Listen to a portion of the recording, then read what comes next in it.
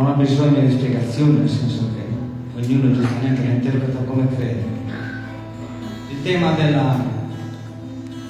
dei migranti, per quanto mi riguarda, mi tocca in prima persona, visto che anch'io sono stato figlio di sardi migrati all'estero e quindi ho respirato in qualche modo le parti negative di chi all'estero vive o ha vissuto. Ed ecco che quando i neri eravamo noi, nascosti in un angolo, per paura anche di parlare, paura di sbagliare. Questo tutte le volte che uscivamo, come cani, là non entravamo. Anche se non ci distinguevano dal colore della pelle, bastava la nostra espressione per essere individuati. Quando i neri eravamo noi, come il carbone, cacciati, dormivamo in baracche nella speranza di migliorare. Quando i neri eravamo noi, legati al ricatto, cacciati dalla tavola della vita, senza nome, soprannominati, sardo, terrone, nido, albanese, rumeno, zingaro, irrasciato, cani cattivi, allontanati, nella giornata libera uniti tra noi, per il quieto vivere baciando mani per non sembrare sfruttati. Quando i neri eravamo noi, come le mosche, individuati. Per noi sono lavori che non volevano fare altri, miniera. Quando i neri eravamo noi, da nessuna parte accettati, come animali allontanati, in silenzio minacciati. Quando i neri eravamo noi, in un angolo vergognoso, in attesa di liberare un giorno, di tornare in una terra cambiata, gente nuova, poco educata, o siamo noi di due patrie o di nessuna e siamo soli.